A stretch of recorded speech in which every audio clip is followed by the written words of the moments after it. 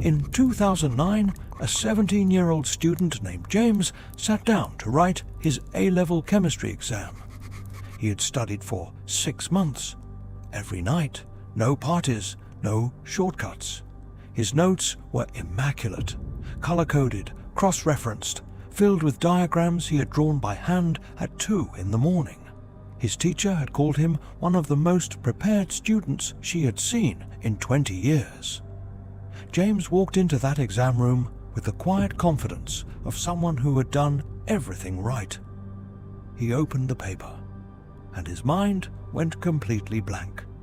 Not because he had not studied the material, not because the questions were unfair, but because everything he had memorized, every diagram, every formula, every highlighted sentence, had been stored in the wrong part of his brain. He scored a C. The student who sat next to him, who James had watched revise casually for 3 weeks, scored an A. James never understood why. He assumed it was luck. He assumed the other student was simply more gifted. He spent the next 2 years studying even harder, using the exact same system, and getting the exact same results. What James was experiencing has a name. It has been documented by researchers, replicated in laboratories, and ignored by every school system in the world. It is called the effort-performance gap. And if your exam results have never matched your effort, you are living inside it right now.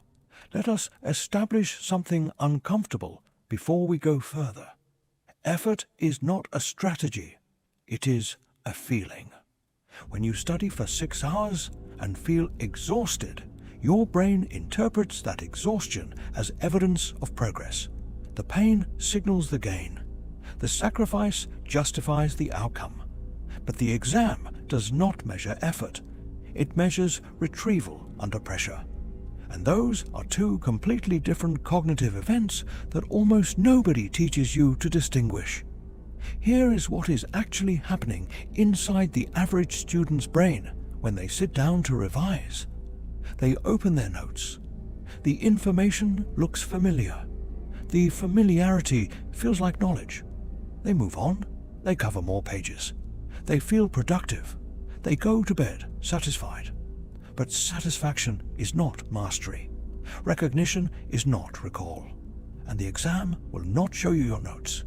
It will put you in a cold room, under a clock, with nothing but your own memory, and ask you to perform. The gap between how prepared you feel and how prepared you actually are is the effort-performance gap. And it is wider for hardworking students than for anyone else. Why? Because hardworking students have more feelings of preparation, more hours logged, more pages covered, more emotional investment, which means when the exam arrives and the performance does not match the feeling, the collapse is more complete, more confusing, and more damaging. You have been here. You have walked out of an exam knowing you studied more than almost anyone else in that room. And the result comes back average. And you cannot explain it. And nobody can explain it to you. That confusion is not a mystery. It is a mechanism. And once you understand the mechanism, you can dismantle it. I want to give this a name, so it stops feeling like bad luck and starts feeling like a solvable problem. Call it the performance betrayal. The performance betrayal occurs when the brain's preparation system and the brain's retrieval system operate on completely different frequencies, and the student has only ever trained one of them. Most students spend their entire academic life training the preparation system, the feeling of knowing, the comfort of familiarity, the ritual of coverage. But exams do not test the preparation system. They test the retrieval system, the ability to pull information from memory under pressure in an unfamiliar environment with a clock counting down and adrenaline flooding the body. These are two different systems. They require two different training methods.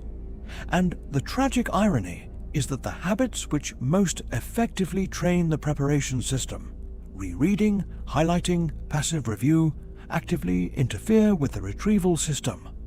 The more comfortable you are with your notes, the less capable your brain becomes of functioning without them. You have been training the wrong system.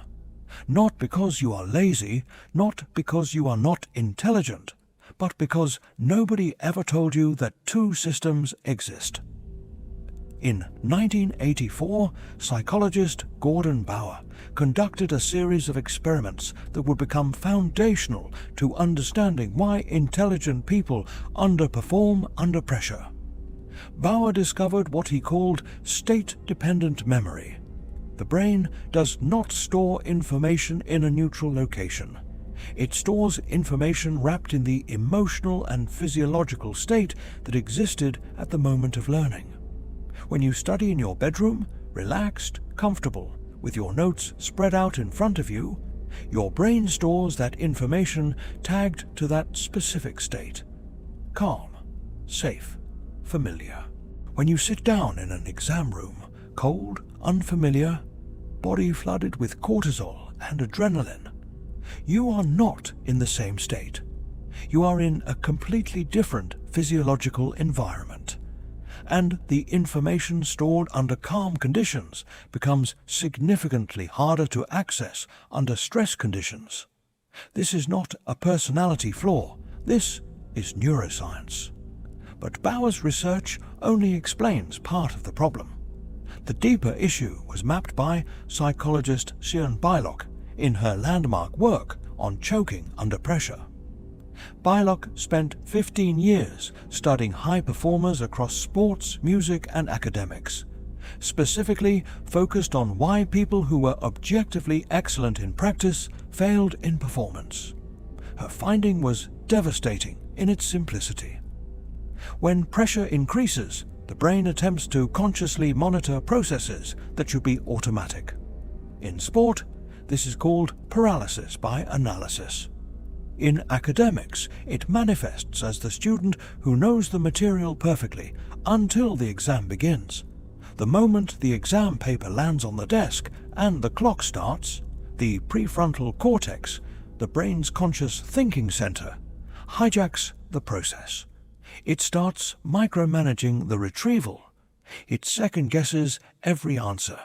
It floods the working memory with anxiety, self-monitoring, and doubt, leaving almost no cognitive bandwidth for actual recall. Beilock called this working memory disruption, and she found it was dramatically worse in students who cared most about the outcome. The harder you have worked, the more emotionally invested you are, the more catastrophic the pressure becomes. Your effort is not protecting you. In its current form, it is making you more vulnerable. There is a third layer to this. Psychologist Claude Steele's research on stereotype threat and performance anxiety demonstrated that the moment a student becomes aware of being evaluated, even subconsciously, their performance drops measurably. The act of being watched, timed, and judged activates a threat response that consumes the exact cognitive resources needed for high performance. You are not failing to recall the material because it is not there. You are failing to recall it because your brain is spending its resources managing the threat of the exam rather than answering the questions inside it. So what do? If the problem is state dependency, you eliminate the gap between your study state and your exam state. You do not study in comfort. You study in conditions that mirror the exam as precisely as possible. Timed, silent, no notes, no phone, no safety net. You sit at a blank desk with a blank piece of paper and you retrieve everything you know about a topic from pure memory before you are allowed to check a single source. This is called retrieval practice under pressure, and it does two things simultaneously that passive revision cannot do at all. First, it trains your retrieval system, the actual system the exam will test, instead of your preparation system. Second, it inoculates your brain against the stress response. Every time you sit in discomfort and successfully retrieve, you are teaching your nervous system that pressure is survivable, that the exam environment is not a threat, that your memory functions under a clock. This is the same principle elite military units use to prepare soldiers for combat. You do not train in comfort and hope. The real environment does not break you. You train in simulated threat until the threat becomes familiar, until your brain stops treating it as an emergency and starts treating it as a known condition. Sian Beilock's own research confirmed this. Students who practiced retrieval under timed, pressured conditions consistently outperformed students who studied more but practiced in comfort, even when the total hours studied were identical. The second solution addresses working memory disruption directly. Beilock discovered that students who spent 10 minutes writing expressively about their exam anxiety immediately before sitting the paper, not positive affirmations, not breathing exercises, but raw, honest writing about exactly what they feared, performed significantly better than those who did not. Why? Because expressive writing offloads the anxious content from working memory onto the page. It empties the mental space that anxiety was consuming. It is the cognitive equivalent of venting a pressure valve before the engine overheats. The exam does not become easier. The anxiety does not disappear. But the working memory becomes available again for its actual purpose: thinking, recalling, performing. These are not motivational strategies. They are neurological interventions. They work not because they make you feel better, but because they physically alter the cognitive conditions under which you perform. In 1954, Roger Bannister was preparing to do something the entire scientific establishment had declared physically impossible: run a mile in under 4 minutes. For 9 years, the 4-minute mile had stood as an absolute human limit.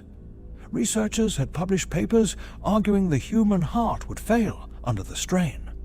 Athletes had come within seconds of the barrier and broken down. The consensus was clear: the body could not do it. But Bannister was not only a runner, he was a medical student. And as a medical student, he understood something the other athletes did not. The barrier was not physical, it was psychological. The body was capable. But the brain, trained for years to associate the 4-minute mark with failure and collapse, was creating the very breakdown it feared. The anxiety was consuming the performance. Bannister designed a training system built on one principle. He would simulate race conditions so precisely, so repeatedly, that his brain would stop treating the 4-minute barrier as a threat and start treating it as a familiar landmark. He trained in conditions of deliberate pressure, timed intervals, race-level effort. No comfort. No warm-up laps at easy pace. Every session a simulation of the exact physiological and psychological state he would face on race day. On the 6th of May, 1954, Roger Bannister ran the mile in 3 minutes, 59.4 seconds. The impossible barrier fell. But the detail that history forgets is this. Within 12 months of Bannister's run, 37 other athletes broke the 4-minute mile. The physical barrier had not changed. The human body had not evolved. What changed was the psychological blueprint. Once athletes saw that the barrier was survivable, once the threat response was neutralized by evidence, performance flooded through the gap. Your exam is your 4-minute mile. The barrier is not your knowledge. It is your brain's threat response to the performance environment. And the only way to break it is the same way Bannister did. You train inside the threat until the threat becomes ordinary. Here is what you implement starting this week. 1. Build an exam simulation into every study session. Set a timer. Remove all notes. Write everything you know from memory first. Then check. The discomfort you feel doing this is not a problem. It is the training. 2. Study in varied environments. Different rooms, different chairs, different times of day. State-dependent memory is weakened when information is encoded across multiple contexts. The more varied your study environment, the less dependent your recall becomes on any single state. 3. 10 minutes of expressive writing before every practice exam and every real exam. Not affirmations, not goals. Write exactly what you are afraid of. Empty the anxiety from working memory before the clock starts. 4. Simulate the exam environment at least once a week. Full-time session, blank desk, no phone. Exam conditions. Not to test what you know, to train your nervous system that this environment is survivable. 5. Stop measuring your preparation by how familiar your notes feel. Measure it by how much you can retrieve in silence under time pressure with nothing in front of you. That is the only measurement that corresponds to what the exam will actually ask of you. James, the student from the beginning of this video, is not a fictional character. He is every student who has ever sat in an exam room and felt their knowledge dissolve under pressure. He is the student who worked harder than everyone and could not explain why it did not translate. He is you, or he was you, or he is someone sitting next to you right now who has never been told that the problem is not their intelligence or their effort. It is the architecture of how they trained. The exam is not testing what you know. It is testing what you can access under pressure. And pressure is a skill. It is trainable. It is not a personality trait you either have or do not have. The student who walks into an exam calm, focused, and performing at the level of their preparation is not lucky. They are not more gifted.